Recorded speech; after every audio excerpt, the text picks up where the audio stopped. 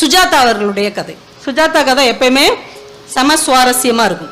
வாழ்க்கையில சில கனவுகள் நம்மளால மறக்கவே முடியாது தெரியுமா? ஒரு பொருளுக்கு சின்ன வயசுல நீங்க ஆசைப்பட்டிருப்பீங்க, அது கிடைக்கவே இல்லைன்னு வைங்களேன், அது வளர்ந்து நம்ம பெருசாகி என்னென்னமோ வாங்கினா கூட அந்த மொத ஏங்கி தவிச்சோம் இல்லையா, அது மனசுக்குள்ள பசுமையாவே நின்றுகிட்டே இருக்கும். இவர் கதை பேரு முதல் சைக்கிள். இவர் ஸ்ரீரங்கத்துல இவங்க பாட்டி வீட்டுல தங்கி படிச்சுட்டு இருக்கிறார். இவர் சின்ன வயசுல இருந்து எந்தெந்த வண்டியெல்லாம் வச்சிருக்கிறாருன்னு யோசிக்கிறார். ரொம்ப இவர் சின்ன பையனா இருக்கும் போது இவங்க அப்பாவுடைய மோட்டர் சைக்கிள் உட்காந்து வாய் டேச்சில குழந்தைகள் ட்ருன்னு சவுண்டு கொடுப்பாங்கல்ல, அப்படி கொடுத்து அவர் கோயம்புத்தூர், கேரளா, ஆந்திராலாம் போயிருக்கார் உட்காந்துக்கிட்டே ட்ருன்னு சொல்லிக்கிட்டு. அப்புறம் வளர்ந்த உடனே இவருக்கு ஒரு 3 சக்கர சைக்கிள் தர்றாங்க. அந்த சைக்கிளை தம்பியை வச்சு ஓட்டுறாரு. தம்பியோடைய நடவண்டி, வீட்டுல இருக்க தகர டப்பா இதையெல்லாம் மாட்டி ஓட்டி பாக்குறாரு. அப்பயும் அவருக்கு சுவாரஸ்யம் இல்லைன்னு வீட்டுல இருக்க ஒரு பெரிய மேஜையை மாட்டி இழுத்து பாக்குறாரு. அந்த மேஜை பின்னாடி இருந்து இழுத்து அந்த வண்டி உடஞ்சே போயிடுது. அப்புறம் கொஞ்சம் வளர்றாரு. நீங்க நம்ம பருவம், நம்ம காலத்துல எல்லாம் இதெல்லாம் நடந்தது. நீங்க சைக்கிள் ஓட்ட கத்துக்கோங்கன்னு சொன்னீங்க இல்லையா, அப்ப வாடகை சைக்கிள் கடையில தான் சைக்கிள் கிடைக்கும். சொந்தமா சைக்கிள் அப்ப யார்கிட்டயுமே இருக்காது, ரொம்ப பணக்காரங்க கிட்ட தான் இருக்கும். நம்ம என்ன பண்ணுவோம், எல்லா நண்பர்களோடய சேர்ந்து இவர் எட்டனா கொடுத்து 1 மணி நேரத்துக்கு சைக்கிளை வாங்கி 8 பேர் பழகிருக்காங்க. அது இவர் கொஞ்சம் இழந்த ஆள் இல்ல, ஆள் பரிதாபமா இருக்கனால இவருக்கு வாய்ப்பே கொடுக்காம எல்லாருக்கும் சைக்கிளை பின்னாடி பிடிச்சுக்கிட்டே ஓட விட்டுருக்காங்க. இவர் சைக்கிள் பழகினதை விட இந்த சீட்டை பிடிச்சி பின்னாடி ஓடினதான் அதிகம் அப்படின்னு எழுதியிருக்கிறார். அப்புறம் வளர்ந்து 10th படிக்க ஆரம்பிச்சிட்டார் ஸ்ரீரங்கத்துல பாட்டி வீட்டுல இருந்து. இப்ப டியூஷன், மேத்ஸ் டியூஷன் படிக்கிறதுக்கு ஒரு 4 தெரு தள்ளி போக வேண்டியிருக்கு. இப்ப பாட்டிகிட்ட வாய் விட்டு கேட்கிறார், பாட்டி ஒரு சைக்கிள் இருந்தால் தான் பாட்டி என்னால் அவ்வளோ தூரம் போக முடியும், ரொம்ப கஷ்டமா இருக்கு. சரிடா விசாரி, யார்ட்டையாவது சைக்கிள் விசாரி, உங்க அப்பா வரும்போது கேட்போம் அப்படிங்கிறாங்க. இவர் விசாரிச்சா இவருக்கு ரொம்ப வேண்டப்பட்ட ஃப்ரெண்டு ஒருத்தர் பச்சை கலர் பெயிண்ட் அடிச்ச ராலே சைக்கிள், அப்போ அதுதான் ரொம்ப ஃபேமஸ். அந்த ராலே சைக்கிள் ஒன்று வச்சிருக்கிறான், விற்கிற ஐடியாவில் இருக்கிறான். டே இந்த வண்டி எவ்வளோடா, நீ முதல் ஓட்டி பாடுறா, இருக்கட்டும்டா சொல்லு, நீ ஓட்டி பாடுறா அப்படின்றான். எடுத்து ஓட்டி பார்த்தா அப்படியே சல்லுன்னு கதவுக்கு எண்ணெய் தேய்ச்சா அது எப்படி வலுவலுன்னு இருக்கும், அது மாதிரி இந்த வண்டி எப்படி சல்லுன்னு வலுவலுன்னு போகுது. பெல் அடிச்சா சும்மா 1 கிலோமீட்டருக்கு கிடக்குறீங்கன்னு கேட்குது. ரொம்ப பிடிச்சி போச்சு, அப்படி சல்லுன்னு இறங்கி, ரொம்ப பிடிச்சிருக்குடா, ரொம்ப பிடிச்சிருக்கா, ஆமா எவ்வளோன்னு சொல்லுடா, மற்றவங்களுக்குன்னா 80 ரூபா, உனக்கு என் ஃப்ரெண்டுங்கிறலாம் உனக்கு 50 ரூபா. 50 ரூபாய்க்கு இப்படி ஒரு அருமையான சைக்கிள், சரிடா எனக்கு ஒரு வாரம் மட்டும் டைம் கொடுன்ட்டு வந்துடுறாரு. இப்போ பாட்டிகிட்ட சொல்றாரு, பாட்டி வரதன் வச்சிருக்கிறான் 50 ரூபாய்க்கு அருமையான சைக்கிள், எப்படியாச்சும் எனக்கு வாங்கி கொடுத்துரு, பேசாம இரு, ஞாயிற்றுக்கிழமை உங்க அப்பா வருவான், நான் நல்ல மூடு பார்த்து சொல்வேன், அப்ப கேளு, நீ பாட்டுக்கு வந்த உடனே கேட்டு தொலைஞ்சிடாத, அவன் கோவக்காரன் திட்டி விட்டுருவானே. சரி பாட்டின்ட்டு ஞாயிற்றுக்கிழமை அவங்க அப்பா வருகைக்காக ஒரு வாசல்லே நிற்பார். அவங்க அப்பா வந்ததுல இருந்து எல்லா வேலையும் ஓடி ஓடி செய்வார். பாட்டியை பார்ப்பார், பாட்டி இப்ப கேட்காதுன்னு சிக்னல் பண்ணிக்கிட்டே இருக்கும். நைட்டு நல்ல அவங்க அப்பாவுக்கு பிடிச்ச வத்த குழம்பு செஞ்சு கொடுக்கும். சாப்பிட்டுட்டு கட்டில் உட்காந்து நல்ல பௌர்ணமி நிலா காலை ஆட்டிக்கிட்டு வெத்தலை பாக்கு போட்டுட்டு அப்படியே ரிலாக்ஸா இருப்பார் அவங்க அப்பா. இப்ப பாட்டி கூப்பிடும், இப்ப கேளு உங்க அப்பாட்ட அப்படின்னு. மெதுவா போய் அப்படின்னு வார்த்தையே வராது. இன்னைக்கு பாட்டி சொல்லும், ரங்கராஜன் என்னமோ கேட்கறாங்கிறான், என்னன்னு கேளு, என்னடா அப்படிம்பாரு. அப்ப எல்லாம் அப்பா கிட்ட எல்லாம் நம்ம இப்ப பேசுற மாதிரிலாம் பேசவே முடியாது. உண்மையிலே இந்த காலத்து தலைமுறைகள் ரொம்ப கொடுத்து வச்சவங்க இல்லையா, ஓடி போய் அப்பாவை கழுத்தை கட்டிக்கிட்டு தான் பேசுதுங்க. ரொம்ப கேஷுவலா அப்பாவை பேரை சொல்லி கூப்பிடுறாங்க. ஆனா அன்னைக்கெல்லாம் அப்பாவுக்கு பக்கத்துல நிக்கிறதுக்கே பயமா இருக்கும். அப்படி ஒரு டெரர் பீஸாவே நம்ம அப்பாவை, அப்பாவும் வச்சிருப்பாரு அம்மாவும் வச்சிருப்பாங்க. அப்பாவை பார்த்தாலே பயமா இருக்கும். இப்படியே போய் நிக்கிறான், என்னடா என்ன சொல்லு, இல்லப்பா டியூஷன் போக வேண்டி இருக்கு. அம்மா டியூஷன் போத்தானே செய்யணும், ரொம்ப தூரம் போக வேண்டி இருக்குப்பா. சரி ஒரு சைக்கிள் இருந்தா நல்லா இருக்கும். என்ன புது சைக்கிளா? இல்லப்பா செகண்ட் ஹேண்டு தான். எவ்வளவு? 50 ரூபாப்பா. அதெல்லாம் ஒன்றும் வேண்டாம், நடந்து போய் படி, அப்பதான் அறிவு வரும். இல்லப்பா வந்தும் இல்லை போயும் இல்லை சைக்கிளும் இல்லை, பா படி அப்படின்றாரு. இவருக்கெல்லாம் நைட்டு ஏங்கி ஏங்கி அழுகிறாரு. இவரெல்லாம் ஒரு அப்பனா, இவரெல்லாம் ஒரு மனுஷனா, ராட்சசன், இப்படி ஒரு மனுஷன் உலகத்திலே கிடையாதுன்னு விடிய விடிய அவங்க அப்பாவை திட்டி தீக்கிறாரு. விடிஞ்ச உடனே அவங்க அப்பா கிளம்புறாரு. இவருங்க அப்பாட்ட டாட்டா சொல்லல, பேசல, மூஞ்ச தூக்கி வச்சுக்கிட்டு இருந்துறாரு. அவங்க அப்பா போயிடுறாரு. இப்ப காலங்கள் ஓடுது. இவர் படிச்சு நல்ல வேலைக்கு வந்து மோட்டர் பைக் வாங்குறார், கார் நிறைய கார் மாத்துறாரு, ஃபிளைட்டே ஓட்டுறாரு, எழுத்தாளருங்கிறதுனால ரயில் இன்ஜின் கூட ஓட்டுறாரு, ரோடு போடுற மிஷின்லாம் கூட ஓட்டுறாரு. எல்லா பயணத்தையும் அவர் பார்த்துட்டார். ஆனாலும் மனசுக்குள்ள அந்த சைக்கிள் ராலே சைக்கிள் உறுத்திக்கிட்டே இருக்கு. இப்போ அவங்க அப்பா இறக்குறதுக்கு 1-2 மாசத்துக்கு முன்னாடி அவங்க அப்பா கூட ரொம்ப நேரம் பேசுறதுக்கு ஒரு வாய்ப்பு கிடைக்குது. அவங்க அப்பா படுத்த படுக்கையா இருக்கிறார். ஒரு கையை பிடிச்சிக்கிட்டு பேசிக்கிட்டே இருக்கிறார். பழைய ஞாபகத்தை எல்லாம் சொல்றாரு. ரங்கராஜா உனக்கு ஞாபகம் இருக்கா, நம்ம அங்க போனோம் இங்க போனோம்னு ஒன்னுன்னா சொல்லும் போது டக்குன்னு சொல்றாரு, நீ ஒரு சைக்கிள் வேணும்னு கேட்ட ஞாபகம் இருக்கா, நீ 10th படிக்கும் போது? ஆமாப்பா பச்சை கலர் ராலே சைக்கிள் நீங்க வாங்கியே தரல. ஆமாடா அன்னைக்கு முழுக்க நீ என்கிட்ட பேசவே இல்லை, என்னை கூட நீ ரொம்ப திட்டிருப்ப. ஆமாப்பா, ஏன்பா வாங்கி தரல, எவ்வளோ ஆசையாக கேட்டேன். இல்லைடா, அப்போ என்கிட்ட 50 ரூபா பணம் இல்லைடா, அப்போ என்கிட்ட 50 ரூபா பணம் இல்லைடா. இந்த இதோட வரியோட முடிச்சிடுறார் சுஜாதா. அப்பா திமிருனாலேயோ ஆணவத்தினாலேயோ இவனுக்கு வாங்கி தரக்கூடாதுன்னு எண்ணத்தினாலேயோ வாங்கி தராமல் இல்லை, அப்பாவிடம் பணம் இல்லை. அந்த காலத்து அப்பாக்களிடம் பணம் இல்லை என்று பிள்ளைகளிடம் சொல்வதை கூட தயக்கமாக தவிர்த்து இருக்கிறார்கள். அதனாலதான் இந்த பிள்ளைங்க அப்பா ராட்சசேன்னு கூட திட்டிட்டு போட்டோம், அப்பா கையாளாதவன், அப்பா இயலாதவன், அப்பா இல்லாதவன் பிள்ளைகள் நினைத்து விடக்கூடாது. அதற்கு பதிலாக அப்பா மோசமானவன் கூட நினைச்சிட்டு போயிருக்கு. அப்பா எதனையும் வாங்கி தர மாட்டான்னு கூட நினைச்சிட்டு போகட்டும். ஆனால் அப்பாவிடம் இல்லை என்று அந்த பிள்ளைகள் கழிவிறக்கம் கொண்டு விடக் கூடாது என்பதில் அந்த காலத்து தகப்பன்கள் ரொம்ப கவனமாக இருந்தார்கள் என்பதை அந்த சுஜாதா முடிக்கும் போது நம்மால் உணர முடிகிறது.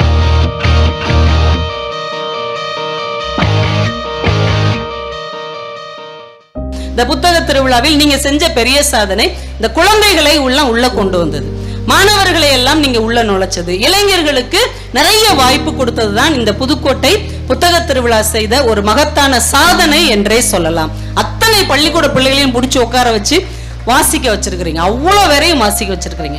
ஆரம்பத்தில் அவங்க பிடிச்சோ பிடிக்காமல தான் வந்து உட்காந்துருப்பாங்க, பிடிச்சோ பிடிக்காம தான் வாசித்திருப்பாங்க. ஆனால் வாசிக்க வாசிக்க அந்த கதையோ அந்த கவிதையோ அந்த நாவலோ அவர்களை உள்ளே இழுத்து கொண்டு ஆலிஸின் ஒரு புதிய உலகம் மாதிரியான ஒரு புத்தம்புது உலகத்தை அவர்களுக்கு தரும். இதை குழந்தைகள்கிட்ட இருந்து தான் நம்ம தொடங்கணும். இனிமே வயசானவங்களை நம்மளால மாற்றவும் முடியாது, மாத்தி பிரயோஜனமும் இல்லை, ஒன்றும் செய்ய முடியாது. ஆனா குழந்தைகளை நாம் மாற்ற முடியும். ஏன்னா குழந்தைகளுடைய உலகம் ரொம்ப அழகானது, வெள்ளந்தியானது, கள்ளம் கபடம் மற்றது, இன்னும் மானுட குலத்தின் மோசமான கரைகள் இல்லாத ஒரே உலகம் குழந்தைகளின் உலகமாகத்தான் இருக்கிறது. அதனால குழந்தைகளின் உலகத்திலிருந்து இந்த வாசிப்பை தொடங்குவது ரொம்ப சரியான விஷயம். பிகாசோ முத எழுதின வார்த்தை பென்சில் அப்படிங்கிற வார்த்தை. அவர் எழுதும் போது பென்சில் எழுதி இருக்கிறார். பிற்காலத்தில் அந்த பென்சிலை வைத்து வரையக்கூடிய மிகப்பெரிய ஓவியராக அவர் வந்திருக்கிறார். அதனால அந்த குழந்தை பருவத்தில் அவங்க மூளைக்குள் எது நுழைகிறதோ அதுதான் நாளைக்கு வெளியே வரும் என்பதால் இந்த புத்தகத்தை எப்படியாவது குழந்தைகளிடம் திணித்து விடுங்கள். அது ஒரு இனிப்பான விஷயமாக திணித்து விடுங்கள். அதுக்கப்புறம் வருகிற எல்லா செயல்களும் நல்ல செயல்களாக நிச்சயமாக இருக்கும். அந்த குழந்தைகள்கிட்ட நம்ம கத்துக்க வேண்டிய ஒரு விஷயம் என்ன தெரியுமா? இப்ப நாளைக்கு எனக்கு பிறந்த நாள்னா நான் என்னங்க சொல்வேன்? நானே ஏன் பிறந்தேன்னு தெரியல மேடம், இப்படிதான் நான் சொல்லுவேன். சில பேர் சொல்லுவாங்க எனக்கு நாளைக்கு பர்த்டே அப்படிம்பாங்க. ஆனா குழந்தைகள், ஒட்டுமொத்த குழந்தைகளே நீங்க பாருங்க, நாளைக்கு எனக்கு ஹாப்பி பர்த்டேன்னு சொல்லுவாங்க. கவனிச்சிருக்கிறீங்களா? வர்ற 15ஆம் தேதி எனக்கு ஹாப்பி பர்த்டே அப்படிம்பாங்க. ஏன்னா தான் பிறந்தது மகிழ்ச்சியானது என்று குழந்தைகள் மட்டும்தான் நம்புகிறார்கள். நம்ம யாருக்கும் நம்பிக்கையே கிடையாது. நான் ஏன் பிறந்தேன்னு எனக்கு தெரியல, நான் ஏன் பிறந்தேங்கிறது என் கூட இருக்கிறவங்களுக்கே பிடிக்கல, நான் எப்படா போய் சேருவேன்னு என் எதிரிகள்லாம் காத்துக்கிட்டு இருக்காங்க. இப்படித்தான் நம்மளுடைய சிந்தனை இருக்கும். ஆனால் குழந்தைகளுடைய சிந்தனை மட்டும்தான் என்னுடைய பிறப்பு மகிழ்ச்சியானது என்று நம்பிக்கொண்டு இருக்கிறார்கள். அந்த குழந்தைகளில் இருந்துதான் இதை நாம் தொடங்க வேண்டும். குழந்தைகளுடைய சாயல் பத்தி ஒரு கவிதையை தங்கமூர்த்தி சார் ரொம்ப அழகா எழுதியிருப்பார். எந்த ஒரு குழந்தையும் நம்ம போய் ஈஸியா கொஞ்சிட்டு வந்துடவே மாட்டோம். மனுஷன் உள்ள ஒரு கெட்ட பழக்கம் என்னன்னா, நம்மளுடைய சிந்தனையை பூரா அங்கதான் போய் கொட்டுவோம். குழந்தை அவங்க அம்மா மாதிரி இருக்கா, அப்பா மாதிரி இருக்கா, யார் மாதிரி இருந்தா இப்ப என்ன பண்ண போற? அம்மா மாதிரி இருந்தா 500 ரூபா கூட கொடுக்க போறியா, இல்ல அப்பா மாதிரி இருந்தா 200 ரூபா குறைச்சு கொடுக்க போறியா? அதே 2 ஆப்பிள் பழம் 2 ஆரஞ்சு பழம் இதைத்தானே கொடுத்துட்டு வர போறோம். இல்லைன்னா அந்த எப்பயுமே ரெடிமேடா வச்சிருப்பாருங்க பாருங்க, அந்த சட்டையை கொடுத்துட்டு வந்துருவோம். அந்த சட்டையை 3 வருஷம் ஆனாலும் அந்த குழந்தைக்கு போடவே முடியாது. அந்த 3 வருஷம் ஆகும்போது அந்த ட்ரெஸ் தொலைஞ்சு போயிடும். அதை கொடுத்துட்டு தான் நம்ம வரப்போறோம். இது எப்படி இருக்கு? நாத்தனார் மாதிரி இருக்கா, மாமியார் மாதிரி இருக்கா, கொத்தனார் மாதிரி இருக்கான்னு 1008 குறை அங்க உட்காந்துக்கிட்டு. மூக்கு இப்படி இருக்கு, காது இப்படி இருந்தா பெரிய கொடக்காதா இருந்தா அவன் மாதிரி வருவான், வாய் இப்படி இருந்தா இவங்கள மாதிரி வருவாங்கன்னு வச்சு செய்யறது. ஆனால் குழந்தை உண்மையில் யாருடைய சாயலில் இருக்கிறது என்பதற்கு தங்கமூர்த்தி சார் ஒரு அழகான கவிதை எழுதியிருக்கிறார். பிறந்த குழந்தை யார் சாயலில் என்ற ஆராய்ச்சியில் ஆளுக்கு ஒரு சாயலை அப்பியபடி கொஞ்சுகிறார்கள். ஆளுக்கு ஒரு சாயலை சொல்லி சொல்லி அந்த குழந்தை எல்லாரும் கொஞ்சுகிறார்கள். பால் அருந்தும் குழந்தை ஒரு முறை திரும்பி பார்த்து சிரிக்கிறது கடவுளின் சாயலில். குழந்தை யார் சாயல்ல இருக்குது? கடவுளின் சாயலில் இருக்கிறது. ஒரு படைப்பாளனின் சாயலில் தான் அந்த குழந்தை பூமிக்கு வருகிறது. நம்ம சாயலையும் சாயத்தையும் அதற்கு பூசிவிட்டு அந்த குழந்தையுடைய எதிர்காலத்தோடு சேர்ந்து தேசத்தின் எதிர்காலத்தை நம்ம குழப்பி விடுகிறோம். குழந்தைகளாகவே வளர்ந்தார்கள் என்றால் அந்த வாழ்க்கை எவ்வளவு அழகானதாக இருக்கும். எவ்வளவு சிறந்ததாக இருக்கும். அதற்குத்தான் இந்த எழுத்துக்கள் ரொம்ப அதிகம் தேவைப்படுகிறது. ஒரு கவிஞர் எழுதுனாங்க, குழந்தைகள் வரையும் ஓவியத்தில் இடது பக்கம் சூரியன், வலது பக்கம் நிலா. நிலா இருக்கும்போது சூரியன் வர முடியுமா? சூரியன் இருக்கும்போது நிலா வர முடியுமா? ஆனா குழந்தைகள் வரைகிற ஓவியத்தில் எல்லாமே வரும். எல்லாமே சாத்தியப்படுத்த குழந்தைகளால் மட்டும்தான் முடியும். குழந்தைகள் வீடு படம் வரையும் போது பார்த்திருக்கீங்களா? வீடு வரன்னு சொல்லி ஒரு பேப்பர் கொடுங்க, வெறும் வீட்டை எந்த குழந்தையும் வரைவதே இல்லை. அந்த வீட்டுக்கு பக்கம் ஒரு மரம் இருக்கும், அந்த வீட்டுக்கு முன்னாடி நதி இருக்கும். பார்த்திருக்கீங்களா? வீட்டுக்கு முன்னாடி எப்படி நதி வரும்? அந்த சாத்தியத்தை யோசிக்கவே மாட்டாங்க. வீட்டுக்கு முன்னாடி நதி ஓடும், வீட்டுக்கு பக்கத்துல ஒரு மரம் இருக்கும், இடது பக்கம் பூச்செடி இருக்கும், பின்னாடி ஒரு உதிக்கிற சூரியன் இருக்கும், முன்னாடி ஒரு நிலா இருக்கும், அந்த நதியில ஒருத்தர் படகுல போய்கிட்டு இருப்பார் வீட்டுக்கு முன்னாடி.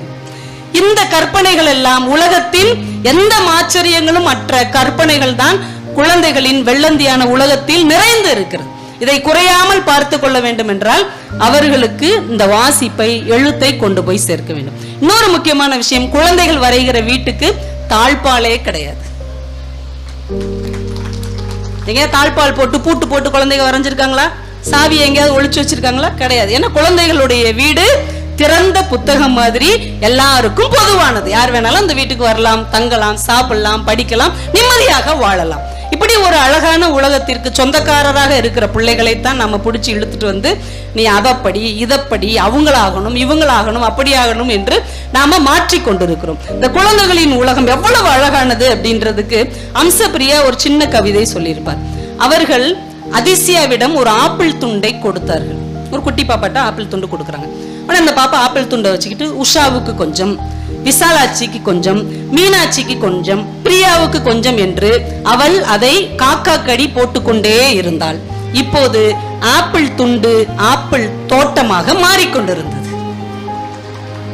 ஒரு துண்டு ஆப்பிள், ஆனா ஒவ்வொருத்தங்களுக்காக இவ கடிச்சு கொடுக்க கொடுக்க அது அன்பின் ஆப்பிள் தோட்டமாக மாறிக்கொண்டே இருக்கு. குழந்தைகள் உலகம் எவ்வளவு அழகானது. ரெண்டு பெரியவங்க நின்று பேசிக்கிட்டு இருந்திருக்கிறாங்க. ஒரு குழந்தை பாக்குறதுக்கே கருப்பா பரட்டத்தலையோட உடம்பு முழுக்க மண்ணா உருண்டு விளையாடிக்கிட்டு இருக்கு. ஒருத்தர் சொல்லிருக்காரு, அந்த பிள்ளை ஏன் இப்படி இருக்கு அப்படின்னு. பக்கத்துல அவர் சொல்றாரு, அப்படிலாம் சொல்லாதீங்க, உலகத்திலே அழகான குழந்தை தான் இந்த சொல்ற, ஏன்னா இது ஏன் குழந்தை அப்படின்னு இருக்க. உலகத்தில் எல்லா பெற்றோர்களுக்கும் தங்கள் குழந்தை தான் அழகானவர்கள். தாகூர் ஏதோ ஒரு விருது வாங்குறதுக்காக மேடைக்கு போறாராம். கூட்டமே அவரை ஆர்வமா கவனிச்சிட்டு இருக்கிறாங்க. ஒரு குழந்தை அது பாட்டுக்கு சிரிச்சிருக்குது. அவங்க அம்மா சொல்லிருக்காங்க, அமைதியார் அமைதியார், தாகூர் விருது வாங்க போறார். போன தாகூர் திரும்பி வந்து சொன்னாரா, அம்மா குழந்தைய அதட்டாதீங்க, இந்த குழந்தையின் சிரிப்பை போன்ற ஒரு கவிதையை என்னால் கூட எழுத முடியாது என்று சொன்னார். இப்ப குழந்தையின் சிரிப்பை தொலைத்து விட்டு தான் நாம என்னென்னத்தையோ வாங்கி கொண்டிருக்கிறோம். அந்த அழகான சிரிப்பை தொலைக்காத எழுத்துக்களை நாம் அவர்களுக்கு பரிசாக தர வேண்டும் என்று நாம் இந்த நேரத்தில் முடிவு செய்து கொள்ள வேண்டும். அதுக்காக ஒரு 2 கதை, குழந்தைகள் சம்பந்தப்பட்ட ஒரு 2 கதையை நான் சொல்றதுக்காக எடுத்துட்டு வந்திருக்கேன். ஒன்று தி ஜானகிராமன் எழுதின முள்முடி. ஒரு சிலர் படிச்சிருக்க வாய்ப்பு இருக்கு, கொஞ்சம் பேர் அதை படிச்சுட்டு மறந்து போக வாய்ப்பு இருக்கு. அதுல அனுகூலசாமி அப்படின்னு ஒரு பள்ளிக்கூட வாத்தியார், அவங்க மனைவிக்கு பேரு மகிமை. இவரு அன்னைக்கு ரிட்டையர்ட் ஆயிட்டார், ஸ்கூல்ல இருந்து ஒரு ஆசிரியர் ரிட்டையர்ட் ஆயிட்டார். இன்னைக்கெல்லாம் ஒரு ஆசிரியர் ரிட்டையர்ட் ஆகிறாருன்னா பிள்ளைங்க ரொம்ப சந்தோஷப்படுவாங்க. போய் தொலையுது போ அப்படின்னு சொல்லி மண்ணெல்லாம் வாரி தூத்தி அனுப்பி விடுவாங்க, தொல்லை தீர்ந்தது அப்படின்னு. ஏன்னா இன்னைக்கு ஆசிரியர் மாணவருக்கான உறவுகள் எங்க போயிட்டு இருக்குன்னே தெரியல. ஆனால் அன்னைக்கு இதெல்லாம் 1950, 60களில் எழுதப்பட்ட கதை. அவர் ரிட்டையர்ட் ஆகி வீட்டுக்கு வர்றாரு. அவர்கிட்ட படிச்ச பசங்க எல்லாம் அப்படியே மேல தாளம் நாதஸ்வரம்லாம் வச்சு அவரை வீட்டுக்கு கூட்டு வர்றாங்க. வீட்டுக்கு கூட்டு வந்து விட்டுட்டு எல்லா பசங்களும் பெட்ரோமேக்ஸ் லைட்லாம் வச்சுட்டு, சார் இன்னைக்கு நைட் முழுக்க இந்த லைட் இங்க இருக்கட்டும் சார், நாங்க நாளைக்கு வந்து எடுத்துக்கிறோம் அப்படின்ட்டு அவர் காலில் போய் விழுறாங்க. டே அதெல்லாம் பண்ணக்கூடாது, எந்திரி எந்திரி அப்படின்றார். இப்ப கூட வந்த பியூன் சொல்றாரு, சார் விளட்டும் சார், உங்களை மாதிரி ஒரு ஆசிரியர் யாருக்கு சார் கிடைப்பாங்க? 36 வருஷமா ஒரு தடி எடுக்காம, ஒரு பிரம்பால அடிக்காம, பிள்ளைகளை ஒரு வார்த்தை திட்டாம இப்படி அரவணைச்சு போற ஒரு வாத்தியார் உலகத்துல யாருக்காவது கிடைப்பாங்களா? பெத்த தாய் தகப்பன் கூட பிள்ளைய ஒரு அடி அடிச்சிருப்பாங்க சார், ஒரு வார்த்தை திட்டிருப்பாங்க. ஆனா நீங்க யாராவது திட்டிருப்பீங்களா? யாரையாவது காயப்படுத்திருப்பீங்களா? இப்படி ஒரு ஆசிரியர் அவங்களுக்கு தெய்வம் மாதிரி. உங்க காலில் விழுந்தா விழட்டும் சார், ஆசீர்வாதம் பண்ணுங்க. உடனே எல்லாரும் வந்து காலை தொட்டு கும்பிடுறாங்க, நல்லா இருங்கப்பா நல்லா இருங்கப்பா அப்படின்னு சொல்லி அந்த பிள்ளைகளை எல்லாம் பார்த்துட்டு, சரி சார் நாங்க கிளம்புறோம் அப்படின்னு எல்லா பிள்ளைகளும் கிளம்புது. அதுல லீடர் மாதிரி ஒருத்தர் இருப்பான், ஆறுமுகம். அவனுக்கு வயசு 23 வயசு, ஆனா இன்னும் பள்ளிக்கூடத்துல படிச்சுட்டு இருக்கான். இந்த விசு ஒரு படத்துல சொல்வார்ல, இவன் படிச்சான் படிக்கிறான் படிப்பான், அந்த கேட்டகரி அவன். அவன் எப்பயுமே அங்க படிச்சுக்கிட்டே இருப்பான். 23 வயசு. சார் அப்ப நானும் கிளம்புறேன், உத்தரவு வாங்கிக்கிறேன். சரிடா போடா, ரொம்ப பண்ணிட்டீங்கடா, ஓவரா நிறைய காசு செலவாயிருக்குமே. சார் நீங்களா பண்ண சொன்னீங்க? நாங்களா காசு கலெக்ட் பண்ணோம் சார். ஒவ்வொரு வாத்தியாரெல்லாம் என்ன செய்யறாங்க சரிமா சார், நான் ரொம்ப நாள் இந்த ஸ்கூல்ல இருக்கனால சொல்றேன், நான் ரிட்டையர்டா போறேன்டா, எல்லாத்தையும் காசு கலெக்ட் பண்ணி எனக்கு கொடுங்க அப்படிலாம் சொல்ற வாத்தியார் இருக்காங்க தெரியுமா உங்களுக்கு? ப்ரமோஷன் லெட்டரை வச்சுக்கிட்டு எல்லாத்தையும் காமிச்சு கடன் வாங்கின வாத்தியார்லாம் இருக்காங்க உங்களுக்கு தெரியுமா? வட்டி கூடுற வாத்தியார்லாம் இருக்காங்க சார். கவுரிங் நகையை கொடுத்து தங்க நகைன்னு ஏமாத்தின வாத்தியார்லாம் இருக்காங்க. டே பேசாம போட, வாயை மூடிட்டு போடாங்கிறார். ஆனா நீங்க நல்ல வாத்தியார், அதனாலதான் நாங்களே செலவழிச்சு இதெல்லாம் பண்ணோம். ரொம்ப சந்தோஷம் சார், உங்களை புரியறதுக்கான சங்கட்டமா இருக்கு, நீ தான் இந்த பள்ளிக்கூடத்தை விட்டு பிரியவே மாட்டேங்கிறிய போ அப்படின்றார். அவன் கிளம்பி போயிடுறான். இப்ப மனைவி ஊஞ்சல்ல உட்கார்ந்து இருக்கிற கணவனை அப்படி பெருமிதத்தோட பாக்குறாங்க.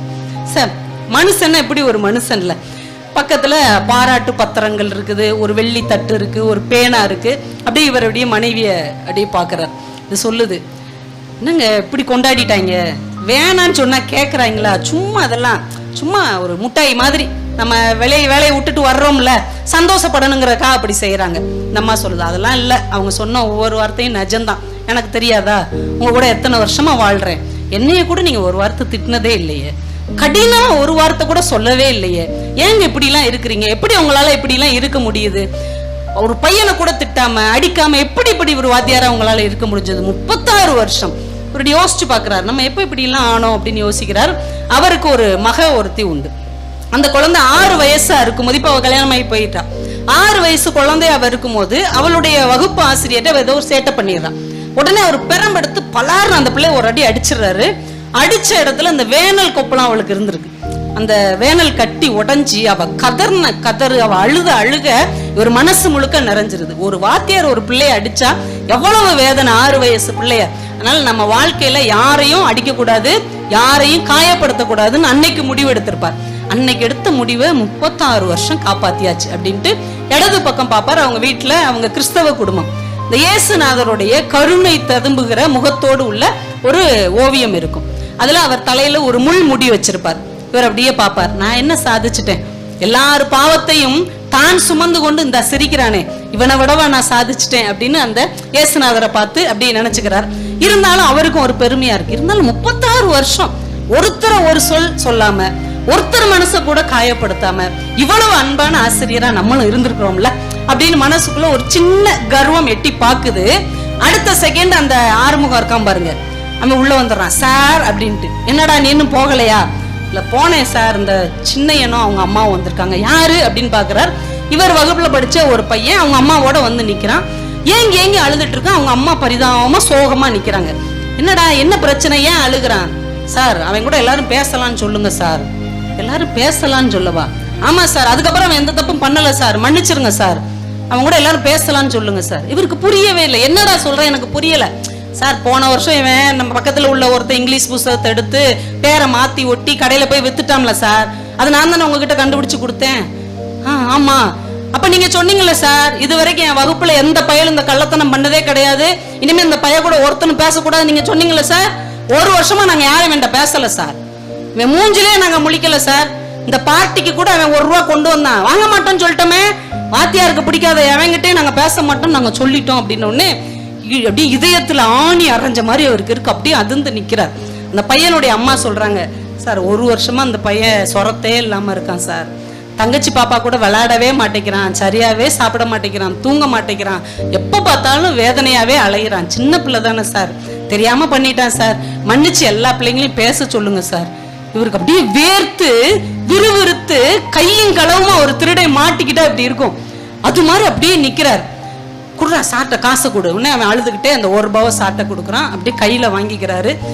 எல்லாரும் இனிமே அவன்கிட்ட பேசலாம்ல சார், டே சார் உன்னை மன்னிச்சிடாரா, வாங்க வாங்க அப்படின்னு அவன் அந்த பையன் வெளியில போயிடுறான். அப்படியே தலை குனிஞ்சு உட்கார்ந்து இருக்கிறார். இப்படி மனைவி வந்து அவர் பாக்குறாங்க, கண் கலங்கி சொல்றாரு, இப்படிலாம் அவனுங்க செய்வாங்கன்னு நான் நினைக்கவே இல்லைம்மா. அவங்க சொல்றாங்க, நீங்க சொல்லி தானங்க செஞ்சாங்க. உடனே மறுபடி அந்த கர்த்தர் முகத்தை அவர் பார்க்கிறார். இப்போது இந்த கதையை தி ஜானகிராமன் முடிக்கிறார். அந்த முள்முடி ஆசிரியர் தலையில் ஒரு முறை அழுத்தியது. நம்ம நிறைய நேரம் நம்ம வாழ்க்கையை திரும்பி பார்க்கும் போது நம்ம என்ன நினைப்போம், நம்ம ஒரு நல்ல வாழ்க்கையை வாழ்ந்திருக்கோம், யாருக்கும் எந்த கெட்டது செய்யல, யாரு மனசையும் காயப்படுத்தல, எல்லாருக்கும் நம்ம நல்லவங்களா தான் இருந்திருக்கோம், எல்லாருக்கும் நல்லதுதான் செஞ்சிருக்கோம்னு நமக்குள்ள ஒரு வாழ்க்கை குறித்த ஒரு பெருமிதம், ஒரு கர்வம், ஒரு பெருமை இருக்கும். ஆனால் ஏதோ ஒரு இடத்தில் ஏதோ ஒரு ஜீவன் நம்மால் காயப்பட்டு காலம் முழுக்க கண்ணீர் சிந்துவதற்கு கூட நாம் காரணமாக இருக்கக்கூடும் என்கின்ற ஒரு மாபெரும் மகத்தான உண்மையை இந்த முள்முடி என்கின்ற கதையின் மூலமாக தீஜா நமக்கு விளக்குகிறார். நான் ஒரு சைடு உள்ள பார்வையை தானே நம்ம பார்க்கிறோம். ஆனால் நமக்கு தெரியாமல் நம்முடைய வார்த்தைகளாலோ நம்முடைய செயல்களாலோ நம்முடைய சிந்தனையாலோ யாரோ ஒருவர் காயம்பட்டிருக்கவும் கூடும் என்று இந்த சமூகத்தில் நாம் உணர்ந்து கொண்டோம் என்றால் அது ஒரு சிறப்பான வாழ்க்கையாக இருக்கும். இந்த கதையை ஒரு ஆசிரியர் படிக்கிறான்னு வைங்க, ஒரு மாணவன் படிக்கிறான்னு வைங்க, சார் இப்படி ஒரு ஆசிரியராக வாழ நாம் முயற்சி செய்ய வேண்டும். ஆனா இப்படி ஒரு சின்ன காரணத்துக்காக எந்த ஒரு மாணவனையும் நாம ஒதுக்கிவிடக் கூடாது என்கின்ற எண்ணத்தை நமக்கு தரும் இல்லையா? இதைத்தான் ஒரு வாசிப்பு இந்த சமூகத்திற்கு தரும். ஒரு நல்ல ஆசிரியரை, ஒரு நல்ல மாணாக்கனை உருவாக்கக்கூடிய சிந்தனையை நல்ல கதைகள் நமக்கு கற்றுக் கொடும். ஒருத்தர் இந்த வாரமலர்லயோ இதுலயோ அவங்க வாழ்க்கையில் நடந்த சம்பவம் அப்படின்னு எழுதுவாங்கல்ல, அதுல அப்படி ஒருத்தர் எழுதியிருந்தார். என்ன எழுதியிருந்தார் அப்படின்னா, ரொம்ப வருஷம் கழிச்சு அவருடைய ஸ்கூல் வாத்தியார அவர் பாக்குறாரு. 5ஆப்ல சொல்லி கொடுத்த வாத்தியார் நேர்ல சந்திச்சு, சார் என்னை உங்களுக்கு தெரியுதா சார், நீங்க மட்டும் அன்னைக்கு என்னைய காட்டி கொடுக்காம விடாம இருந்தீங்கன்னு வைங்க, வாழ்க்கையே நாசமா போயிருக்கும் சார்.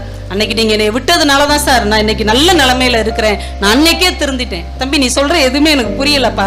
எப்ப என்ன நடந்தது? இல்ல சார், நம்ம 5th படிக்கும் போது சார் எல்லாம் பிடி பீரியட்ல விளையாட போனோம்ல சார், நான் ரொம்ப ஏழை குடும்பத்தை சேர்ந்தவன். ஒரு பையன் புதுசா வாட்ச் கட்டிட்டு வந்திருந்தான் சார். பிடி பீரியடுக்கு கலட்டி அவன் பேக்ல வச்சிருந்தான். நான் படக்குன்னு எடுத்து சட்டை பாக்கெட்ல போட்டேன். அவன் வாட்ச காணுன்னு சொன்ன உடனே நீங்க கதவை பூட்டிட்டு எல்லா பசங்களையும் ஒண்ணு போல கண்ணை மூடி நிக்க சொன்னீங்க.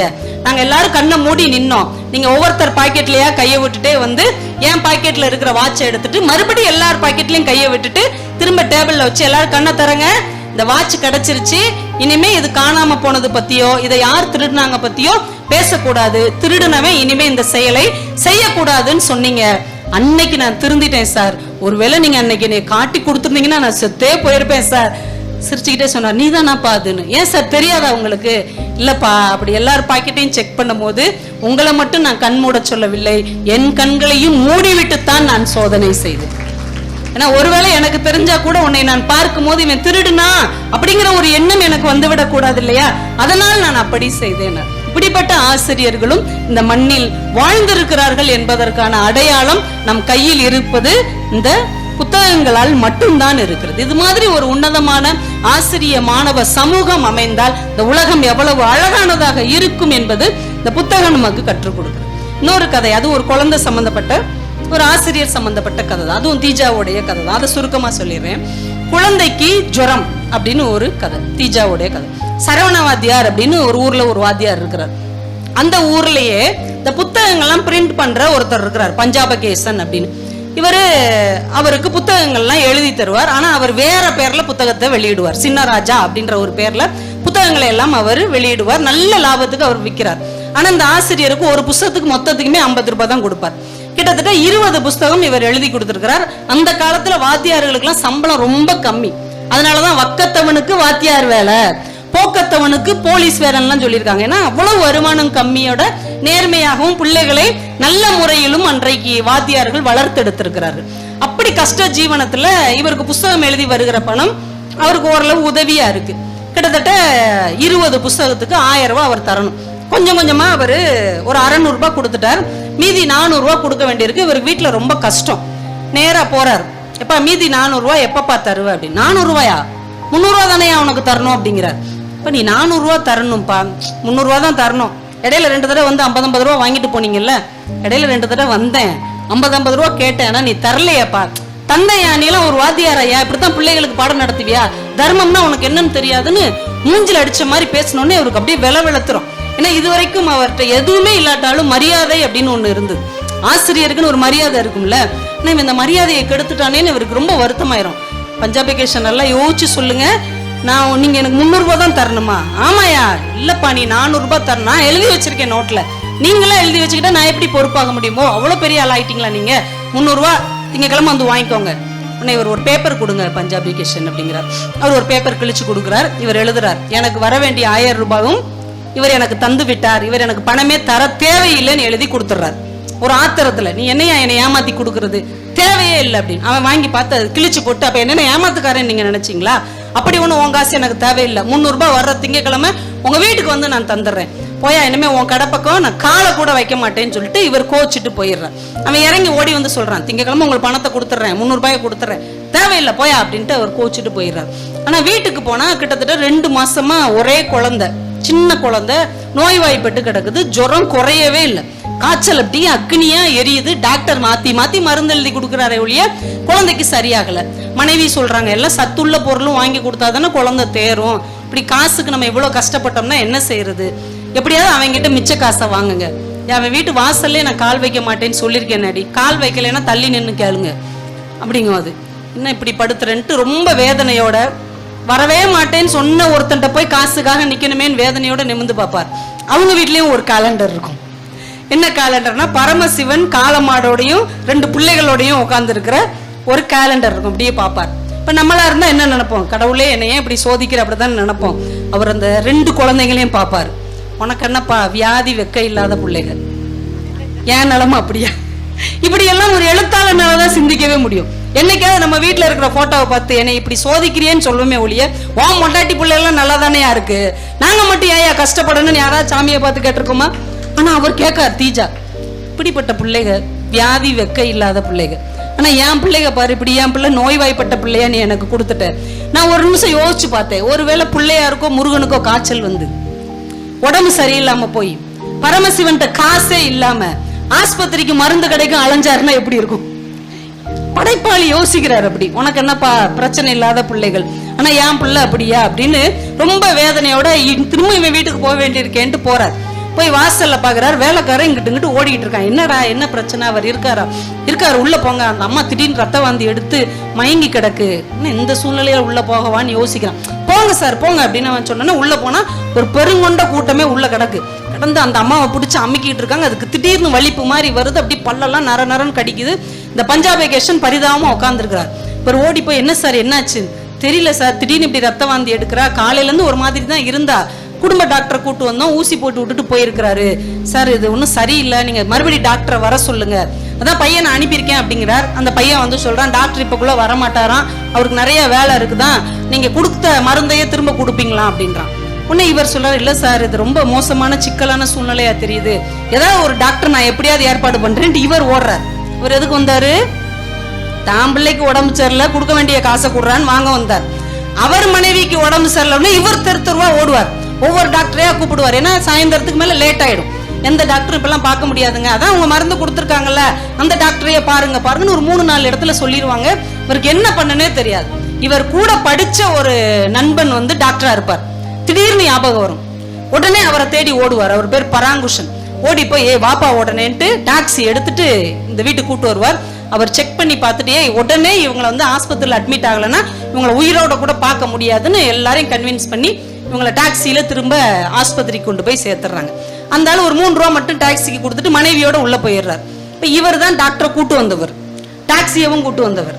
டாக்ஸிக்கு 3 ரூபாய்க்கு மேலேயே வந்திருக்கும். இவர் கையில 1 ரூபாய் சில்லறதா இருக்கும். அதை டாக்ஸிக்கு கொடுத்துட்டு மீதி காசை டாக்டர்கிட்ட கொடுத்து அவரையும் வீட்டுல விட்டுட்டு, என் பிள்ளைக்கும் உடம்பு சரியில்லை டாக்டர் அப்படின்னு சொல்லுவார் இவரு. ஐயோ அப்படியா, சரி இந்தாங்கன்ட்டு ஒரு மருந்து கொடுப்பார். ஃப்ரீயா இருக்கும் போது நான் உங்க வீட்டுக்கு வரேன் சரின்ட்டு மருந்தை வாங்கிட்டு கிளம்புவார். நைட்டு 1 மணி ஆயிரும். இப்ப டாக்டர் சொல்வார், நண்பர் தானே, இவ்வளவு நேரம் ஆயிடுச்சு, வீட்டுக்கு எப்படி போவீங்க, ஆட்டோ டாக்ஸி கிடைக்காதுல்ல, இங்க வேணா தங்கிட்டு போங்களேன் பாரு. இல்ல நான் பார்த்து போயிருவேன் அப்படின்னு வெளியில வந்தா வெறும் 4 ரூபாவோ எவ்வளவுதான் இருக்கும். அந்த காலத்துல 4 ரூபாய்க்கு ஒரு சோடாவும் 2 வாழைப்பழமும் சாப்பிடலாம். அதை வாங்கி சாப்பிட்டுட்டு 1.5 மைல் அவர் வீட்டுக்கு போகணும். டாக்ஸிக்கும் ஆட்டோவுக்கும் எதுக்குமே காசு இல்லை, ரிக்ஷாவுக்கு. அப்படியே நடந்து போறார். அந்த இருட்டுக்குள்ள இருந்து யாரோ சிரிக்கிற ஒரு சத்தம் கேட்டு படக்குன்னு பார்ப்பார். பார்த்தா ஒரு ஜட்கா வண்டி குதிரை நிற்கும். அந்த குதிரை கணைக்கிற சத்தம் இவருக்கு சிரிக்கிற மாதிரி கேட்கும். உடனே இவரு சிரிச்சிருவார். சிரிச்சுக்கிட்டே அவர் வீட்டுக்கு நடந்து போவார். தூரத்தில் வாழை மரத்தில் இருக்கிற குருவிகள் சிரிக்கிற சத்தம் அவருக்கு கேட்டது. இப்படி முடிச்சிடுறார் தீஜா. இந்த கதையில ஏதாவது தீர்வு இருக்கா, இதுல ஏதாவது முடிவு இருக்கா? அவர் பிள்ளைக்கு என்னாச்சுன்னு தெரியல, ஆனா இவருக்காக ஓடி போய் அவங்க மனைவியை கொண்டு போய் ஆஸ்பத்திரியில விட்டு அவங்கள சரி பண்ணிட்டு வந்துட்டார். இப்ப இந்த கதையை அம்மோன்னு விட்டுட்டார். இவர் பிள்ளைக்கு சரியாச்சா சரியாகலேன்னு. ஆனா முடிவு என்ன சொன்னார்? அவர் சிரிச்சுக்கிட்டே போறாரு. தூரத்துல வாழை மரத்துல இருக்கிற குருவிகளும் சிரிக்கத்தான் செய்தது. நாம தான் புரிஞ்சுக்கணும், இன்னொருவருக்கு நல்லது செய்து விட்டு வருகிற ஒருவனின் பிள்ளை நிச்சயமாக காப்பாற்றப்படும். இவன் வீட்டுக்கு போறதுக்குள்ள அந்த குழந்தையும் சிரித்து கொண்டிருக்கும். குதிரை சிரிக்குது, அங்க குருவி சிரிக்குது, இவ்வளவு பிரச்சனைகள் இருந்தாலும் கூட இவருக்கும் சிரிப்பு வந்து விடுகிறது என்றால் என் பிள்ளை நிச்சயமா பிழைத்திருக்கும் என்கின்ற நம்பிக்கையை சொல்லாமல் நமக்கு எழுத்தாளன் தருகிறான். இந்த நம்பிக்கையை தான் இந்த எழுத்து நமக்கு தருகிறது. இன்னொருத்தனுக்கு நல்லது செய்யறதுனால, இன்னொருத்தன் நம்மை ஏமாற்றினால் கூட அதை தாங்கிக் கொண்டு அவனுக்கு நல்லது செய்வதால் நமக்கு என்ன கிடைக்கும் என்றால் நிச்சயமாக நல்லதுதான் கிடைக்கும் என்கின்ற நம்பிக்கையை ஒரு எழுத்தாளன் நமக்கு ஆழமாக அழுத்தமாக தருகிறான். இன்னும் ஒரு சின்ன கதை, சுஜாதா அவர்களுடைய கதை. சுஜாதா கதை எப்பயுமே செம சுவாரஸ்யமா இருக்கும். வாழ்க்கையில சில கனவுகள் வந்து நம்மளால மறக்கவே முடியாது தெரியுமா? ஒரு பொருளுக்கு சின்ன வயசுல நீங்க ஆசைப்பட்டிருப்பீங்க, அது கிடைக்கவே இல்லைன்னு வைங்களேன், அது வளர்ந்து நம்ம பெருசாகி என்னென்னமோ வாங்கினா கூட அந்த முத ஏங்கி தவிச்சோம் இல்லையா, அது மனசுக்குள்ள பசுமையாவே நின்றுகிட்டே இருக்கும். இவர் கதை பேரு முதல் சைக்கிள். இவர் ஸ்ரீரங்கத்துல இவங்க பாட்டி வீட்டுல தங்கி படிச்சுட்டு இருக்கிறார். இவர் சின்ன வயசுல இருந்து எந்தெந்த வண்டியெல்லாம் வச்சிருக்கிறாருன்னு யோசிக்கிறார். ரொம்ப இவர் சின்ன பையனா இருக்கும் போது இவங்க அப்பாவுடைய மோட்டார் சைக்கிள் உட்காந்து வாய்ட் ஏஜ்ல குழந்தைகள் ட்ருன்னு சவுண்ட் கொடுப்பாங்கல்ல, அப்படி கொடுத்து அவர் கோயம்புத்தூர், கேரளா, ஆந்திராலாம் போயிருக்காரு உட்காந்துக்கிட்டே ட்ருன்னு சொல்லிக்கிட்டு. அப்புறம் வளர்ந்த உடனே இவருக்கு ஒரு 3 சக்கர சைக்கிள் தர்றாங்க. அந்த சைக்கிளை தம்பியை வச்சு ஓட்டுறாரு. தம்பியோடைய நடவண்டி, வீட்டுல இருக்க தகர டப்பா இதையெல்லாம் மாட்டி ஓட்டி பாக்குறாரு. அப்பயும் அவருக்கு சுவாரஸ்யம் இல்லைன்னு வீட்டுல இருக்க ஒரு பெரிய மேஜையை மாட்டி இழுத்து பாக்குறாரு. அந்த மேஜை பின்னாடி இருந்து இழுத்து அந்த வண்டி உடஞ்சே போயிடுது. அப்புறம் கொஞ்சம் வளர்றாரு. நீங்க நம்ம பருவம், நம்ம காலத்துல எல்லாம் இதெல்லாம் நடந்தது. நீங்க சைக்கிள் ஓட்ட கத்துக்கோங்கன்னு சொன்னீங்க இல்லையா, அப்ப வாடகை சைக்கிள் கடையில தான் சைக்கிள் கிடைக்கும். சொந்தமா சைக்கிள் அப்ப யார்கிட்டயுமே இருக்காது, ரொம்ப பணக்காரங்க கிட்ட தான் இருக்கும். நம்ம என்ன பண்ணுவோம், எல்லா நண்பர்களோடய சேர்ந்து இவர் எட்டனா கொடுத்து 1 மணி நேரத்துக்கு சைக்கிளை வாங்கி 8 பேர் பழகிருக்காங்க. அது இவர் கொஞ்சம் இழந்த ஆளுல ஆள் பரிதாபமா இருக்கனால இவருக்கு வாய்ப்பே கொடுக்காம எல்லாருக்கும் சைக்கிளை பின்னாடி பிடிச்சுக்கிட்டே ஓட விட்டுருக்காங்க. இவர் சைக்கிள் பழகினதை விட இந்த சீட்டை பிடிச்சு பின்னாடி ஓடினதான் அதிகம் அப்படின்னு எழுதியிருக்கிறார். அப்புறம் வளர்ந்து 10th படிக்க ஆரம்பிச்சிட்டார் ஸ்ரீரங்கத்துல பாட்டி வீட்டுல இருந்து. இப்ப டியூஷன், மேத்ஸ் டியூஷன் படிக்கிறதுக்கு ஒரு 4 தெரு தள்ளி போக வேண்டியிருக்கு. இப்ப பாட்டிகிட்ட வாய் விட்டு கேட்கிறார், பாட்டி ஒரு சைக்கிள் இருந்தாதான் பாட்டி என்னால அவ்வளவு தூரம் போக முடியும், ரொம்ப கஷ்டமா இருக்கு. சரிடா விசாரி, யார்ட்டையாவது சைக்கிள் விசாரி, உங்க அப்பா வரும்போது கேட்போம் அப்படிங்கிறாங்க. இவர் விசாரிச்சா இவருக்கு ரொம்ப வேண்டப்பட்ட ஃப்ரெண்டு ஒருத்தர் பச்சை கலர் பெயிண்ட் அடிச்ச ராலே சைக்கிள், அப்ப அதுதான் ரொம்ப ஃபேமஸ். அந்த ராலே சைக்கிள் ஒண்ணு வச்சிருக்கிறான், விற்கிற ஐடியால இருக்கிறான். டே இந்த வண்டி எவ்வளோடா, நீ முதல் ஓட்டி பாடுறா, இருக்கட்டும்டா சொல்லு, நீ ஓட்டி பாடுறா அப்படின்றான். எடுத்து ஓட்டி பார்த்தா அப்படியே சல்லுன்னு கதவுக்கு என்ன தேய்ச்சா அது எப்படி வலுவலுன்னு இருக்கும், அது மாதிரி இந்த வண்டி அப்படியே சல்லுன்னு வலுவலுன்னு போகுது. பெல் அடிச்சா சும்மா 1 கிலோமீட்டருக்கு கிடக்குன்னு கேக்குது. ரொம்ப பிடிச்சி போச்சு. அப்படி சல்லு இருந்து இறங்கி, ரொம்ப பிடிச்சிருக்குடா, ரொம்ப பிடிச்சிருக்கா, ஆமா எவ்வளோன்னு சொல்லுடா, மற்றவங்களுக்குன்னா 80 ரூபாய், உனக்கு என் ஃப்ரெண்டுங்கிறலாம் உனக்கு 50 ரூபா. 50 ரூபாய்க்கு இப்படி ஒரு அருமையான சைக்கிள், சரிடா எனக்கு ஒரு வாரம் மட்டும் டைம் கொடுன்ட்டு வந்துடுறாரு. இப்போ பாட்டிகிட்ட சொல்றாரு, பாட்டி வரதான் வச்சிருக்கிறான் 50 ரூபாய்க்கு அருமையான சைக்கிள், எப்படியாச்சும் எனக்கு வாங்கி கொடுத்துரு, பேசாமரு ஞாயிற்றுக்கிழமை உங்க அப்பா வருவான், நான் நல்ல மூடு பார்த்து சொல்வேன், அப்ப கேளு, நீ பாட்டுக்கு வந்த உடனே கேட்டு தொலைஞ்சிடாத, அவன் கோவக்காரன் திட்டி விட்டுருவானே. சரி பாட்டின்ட்டு ஞாயிற்றுக்கிழமை அவங்க அப்பா வருகைக்காக ஒரு வாசல்லே நிற்பார். அவங்க அப்பா வந்ததுல இருந்து எல்லா வேலையும் ஓடி ஓடி செய்வார். பாட்டியை பார்ப்பார். பாட்டி வந்து இப்ப கேட்காதன்னு சிக்னல் பண்ணிக்கிட்டே இருக்கும். நைட்டு நல்ல அவங்க அப்பாவுக்கு பிடிச்ச வத்த குழம்பு செஞ்சு கொடுக்கும். சாப்பிட்டுட்டு கட்டில்ல உட்காந்து நல்ல பௌர்ணமி நிலா காலை ஆட்டிக்கிட்டு வெத்தலை பாக்கு போட்டுட்டு அப்படியே ரிலாக்ஸா இருப்பார் அவங்க அப்பா. இப்ப பாட்டி கூப்பிடும், இப்ப கேளு உங்க அப்பாட்ட அப்படின்னு. மெதுவா போய் அப்படின்னு வார்த்தையே வராது. இன்னைக்கு பாட்டி சொல்லும், ரங்கராஜன் என்னமோ கேட்கறாங்கிறான், என்னன்னு கேளு, என்னடா அப்படிம்பாரு. அப்ப எல்லாம் அப்பா கிட்ட எல்லாம் நம்ம இப்ப பேசுற மாதிரி எல்லாம் பேசவே முடியாது. உண்மையிலே இந்த காலத்து தலைமுறைகள் ரொம்ப கொடுத்து வச்சவங்க இல்லையா, ஓடி போய் அப்பாவை கழுத்தை கட்டிக்கிட்டு தான் பேசுதுங்க. ரொம்ப கேஷுவலா அப்பாவை பேரை சொல்லி கூப்பிடுறாங்க.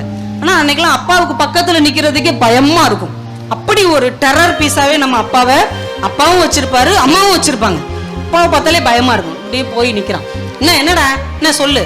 இல்லப்பா டியூஷன் போக வேண்டியிருக்காமா, டியூஷன் போத்தானே செய்யணும், ரொம்ப தூரம் போக வேண்டி இருக்குப்பா. சரி சைக்கிள் இருந்தா நல்லா இருக்கும். என்ன புது சைக்கிளா? இல்லப்பா செகண்ட் ஹேண்ட் தான். எவ்வளவு? 50 ரூபாப்பா. அதெல்லாம் ஒண்ணும் வேண்டாம், நடந்து போய் படி, அப்பதான் அறிவு வரும். இல்லப்பா வந்தும் இல்ல போயும் இல்ல சைக்கிளும் இல்ல, பா படி அப்படின்றாரு. இவருக்கெல்லாம் நைட்டு ஏங்கி ஏங்கி அழுகிறாரு. இவரெல்லாம் ஒரு அப்பனா, இவரெல்லாம் ஒரு மனுஷனா, ராட்சசன், இப்படி ஒரு மனுஷன் உலகத்திலே கிடையாதுன்னு விடிய விடிய அவங்க அப்பாவை திட்டி தீக்கிறாரு. விடிஞ்ச உடனே அவங்க அப்பா கிளம்புறாரு. இவருங்க அப்பாட்ட டாட்டா சொல்லல, பேசல, மூஞ்ச தூக்கி வச்சுக்கிட்டு இருந்துறாரு. அவங்க அப்பா போயிடுறாரு.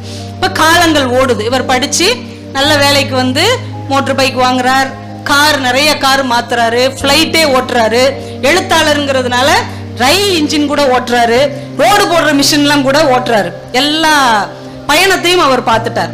ஆனாலும் மனசுக்குள்ள அந்த சைக்கிள் ராலே சைக்கிள் உறுத்திக்கிட்டே இருக்கு. அவங்க அப்பா இறக்குறதுக்கு 1-2 மாசத்துக்கு முன்னாடி அவங்க அப்பா கூட ரொம்ப நேரம் பேசுறதுக்கு ஒரு வாய்ப்பு கிடைக்குது. அவங்க அப்பா படுத்த படுக்கையா இருக்கிறார். ஒரு கையை பிடிச்சிக்கிட்டு பேசிக்கிட்டே இருக்கிறார். பழைய ஞாபகத்தை எல்லாம் சொல்றாரு.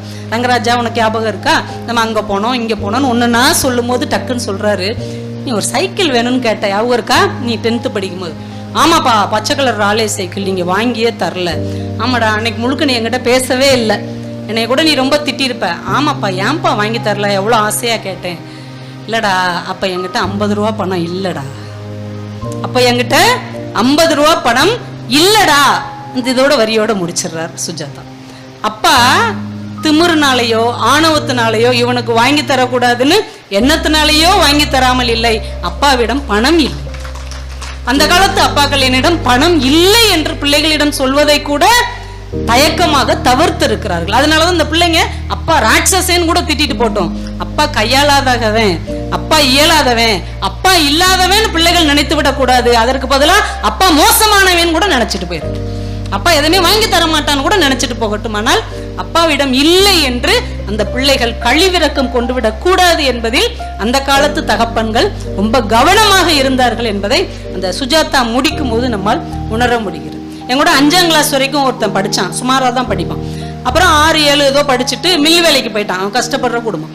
ஒரு 10 வருஷம் 15 வருஷம் முன்னாடி அவங்க தெருவில் ஏதோ நான் ஒரு ஸ்பீச்சுக்காக போயிருந்தப்போ அவன் ஃபோன் பண்ணி அவங்க வீட்டுக்கு வர சொன்னான். அவங்க வீட்டுக்கு போயிருந்தேன். அவன் வர லேட்டாக இருந்தது. ஒய்ஃபு டீலாம் போட்டு கொடுத்தாங்க. 2 சின்ன பிள்ளைங்க, ஸ்வீட்டு, கொஞ்சம் ஃப்ரூட்ஸ் எல்லாம் நான் வாங்கிட்டு போயிருந்தேன். எப்பயுமே யார் வீட்டுக்கும், நண்பர் வீட்டுக்கு, சொந்தக்காரங்க வீட்டுக்கு போனால் ஏதாவது வாங்கிட்டு போனோம். இப்போ போகும்போது புக்கு வாங்கிட்டு போங்க, ரொம்ப சின்ன குழந்தைகள் இருந்தால் கொஞ்சம் பழங்கள் இல்லை ஸ்வீட்ஸ் வாங்கிட்டு போங்க. ஏன்னா எங்கள் வீட்டுக்கு யாராவது வெறுங்கையா வந்தால் என் பிள்ளைங்க என்னை கேவலமாக பார்ப்பாங்க, உன் சகவாசத்தை பாரு அப்படின்னு. அது மாதிரி நம்மளே நினச்சிடக்கூடாது அப்படிங்கிறதுக்காக நான் அதெல்லாம் வாங்கிட்டு போனேன். அந்த பிள்ளைங்க ஆசையாக வாங்கிட்டு போய் உட்காந்துக்கிட்டாங்க. அந்த பொண்ணுகிட்ட பேசிட்டு இருந்தேன். அவ சொன்னா, என் வீட்டுக்காரரும் நல்லா படிச்சிருந்தா உங்களை விட நல்லா வந்திருப்பாருன்னு அப்படின்னுச்சு.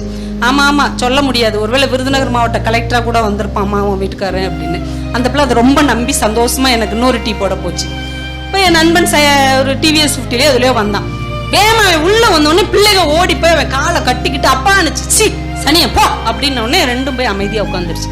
வந்து என்கிட்ட பேசிட்டு இருக்கும்போது சொன்னேன், ஏன்டா பிள்ளைகளை போய் வந்த உடனே இப்படி திட்டுற, அவங்க எவ்வளோ ஆசையா ஓடி வந்தாங்க அப்படின்னு. அதுக்கு அவங்க ஒரு பதில் சொன்னான், சார் நீ வேற, இந்த சம்பளத்துல வீட்டு வாடகை, பிள்ளைங்க ஃபீஸு எவ்வளோ பாடா இருக்கு தெரியுமா.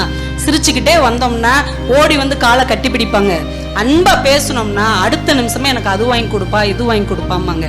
வந்த உடனே திட்டோன்னு வையன் அமைதியா உட்காந்துருவாங்க. அதனாலதான் என் பிள்ளைகள்கிட்ட நான் அன்பாவே பேசுறது இல்லை. ஆனா ஒரு அப்பாவின் தியாகத்திற்கு பின்னால் எவ்வளவு பெரிய வேதனை ஒளிந்திருக்கிறது என்பதை நம்மில் எத்தனை பேர் புரிந்திருக்கிறோம். அம்மாவுடைய தியாகம் நம்ம கண்ணுக்கு முன்னாடி பளிச்சுன்னு தெரியும். ஆனால் அப்பாவினுடைய தியாகம் தெரியாத மாதிரி வளர்ப்பதுதான் அப்பாவின் இயல்பாக இருக்கிறது என்பதை சுஜாதா எழுதின அந்த கதையின் மூலமாகவும் என் நண்பனின் வாழ்க்கை மூலமாகவும் நான் அறிந்து கொண்டேன். நம்ம வீட்டின் உறவுகளை நாம இழந்து போன ஒரு உன்னதமான ஆசிரியர் மாணவர் உறவை நாம் தொலைத்த எத்தனையோ நல்ல சிந்தனைகளை எல்லாம் மீண்டும் நமக்கு புதுப்பித்து தருவதற்கு தான் இன்றைக்கு இந்த புத்தகங்கள் தேவைப்படுகிறது. ஏன்னா இன்னைக்கு வாழ்க்கையை கத்துக் கொடுப்பதற்கு தாத்தாவோ பாட்டியோ நல்ல நண்பர்களோ நம்மிடம் இல்லை. எல்லாம் சுயநலத்தின் சுரங்கங்களாக மாறிக்கொண்டிருக்கிற இந்த நேரத்தில் நம்மை வழிகாட்டுவதற்கு நமக்கு கிடைத்த ஒரே ஆதாரம் இந்த புத்தகங்கள் மட்டும்தான். ஒன்றை சொல்லி நிறைவு செய்கிறேன். இந்த வாழ்க்கையின் மகத்தான பரிசு என்பது எது தெரியுமா நண்பர்களே? விக்டர் பிராங்கல் அப்படின்னு ஒருத்தர் யூத வதை முகாம்ல ஹிட்லர்ட்ட பயங்கர சித்திரவதையெல்லாம் அனுபவிச்சவர் 20ஆம் நூற்றாண்டுல. அந்த வதை முகாம்ல இருந்து தப்பிச்சு வந்தவர். அந்த மனிதர் தன்னுடைய வாழ்க்கையை ஒரு புத்தகமாக எழுதினார். அது தமிழ்லையும் வந்திருக்குது, வாழ்வின் அர்த்தம் மனிதனின் தேடல் அப்படின்னு. அதுல ஒரு சம்பவம் அவர் எழுதுறார். ஒரு நாள் நள்ளிரவு அவருக்கு ஒரு தொலைபேசி அழைப்பு வந்திருக்கு. அவர் எடுத்து பேசுறார். ஏதோ ஒரு பொண்ணு பேசுது, சார் நான் தற்கொலை பண்ணிக்கலாம்னு நினைக்கிறேன். உடனே இவர் ஏமா ஏன் அப்படிலாம் நினைக்கிறீங்க சொல்லுங்க அப்படின்னு. அதுதான் பிரச்சனையெல்லாம் சொல்லி சொல்லி போன்லயே அழுகுது. ஒரு அவ்வளோத்தையும் கேட்டுட்டு, அப்படிலாம் நினைக்க கூடாதுமா, வாழ்க்கைங்கிறது வாழ்றதுக்கு தான். இந்த இப்பவங்கெல்லாம் வாழ்ந்தாங்க, அவங்கெல்லாம் வாழ்ந்தாங்க, இவங்கெல்லாம் வாழ்ந்தாங்கன்னு ஒரு 5 பேர் வாழ்க்கை வரலாறு அந்த அம்மாவுக்கு சொன்ன உடனே, சரி சார் நான் தற்கொலை பண்ணிக்க மாட்டேன்ட்டாங்க. அப்பாடா, ஒரு தற்கொலையை தடுத்துட்டோன்னு போனை வச்சிட்டார். ஒரு 2-3 மாசம் கழிச்சு அந்த அம்மாவை நேரில் சந்திச்சிடறார் தற்செயலா. அந்த லேடி சொல்றாங்க, அன்னைக்கு என் தற்கொலையை நீங்க தான் தடுத்தீங்க. ஆமா இல்ல, நீங்க தற்கொலை எண்ணத்தை விட்டீங்களா? ஆமா. நான் சொன்ன அறிவுரையிலே எந்த அறிவுரை வந்து உங்களை திருத்துச்சு, உங்களை தற்கொலையில இருந்து தடுத்து நிறுத்துச்சு? எதுவுமே இல்லை அப்படின்னு இருக்காங்க. ஏமா நான் உளுந்து ஒரு 5 பேர் கதை சொன்னேன்னு அதுல ஒண்ணு கூட உன்னைய மாத்தல, நீங்க சொன்ன எதுவுமே என்னைய மாத்தல. அப்புறம் எப்படி நீங்க தற்கொலை எண்ணத்தை விட்டீங்க? இல்ல சார், நடு ராத்திரி எனக்கு யாருமே துணைக்கில்ல, வாழ்க்கையே எனக்கு வெறுத்துருச்சு, அடுத்து சாகத்தான் போறோம்னு முடிவு பண்ணிட்டேன், அப்பதான் உங்களுக்கு போன் பண்ணேன். ஆனா என் பிரச்சனைய, என் துன்பத்தை, என் துயரத்தை நீங்க பொறுமையா காது கொடுத்து கேட்டீங்க பாத்தீங்களா? அப்ப யாருமே இல்லாத ஒருவருக்கு கூட யாரோ ஒருவர் இருக்கிறார் என்கின்ற நம்பிக்கை தான் இந்த வாழ்க்கையின் மேல் எனக்கு ஒரு அர்த்தத்தை தந்தது. உண்மையிலே வாழ்க்கையின் அர்த்தம் என்பது இப்படி வாய்க்கிழிய பேசுவதோ வாதம் புரிவதோ இல்லை.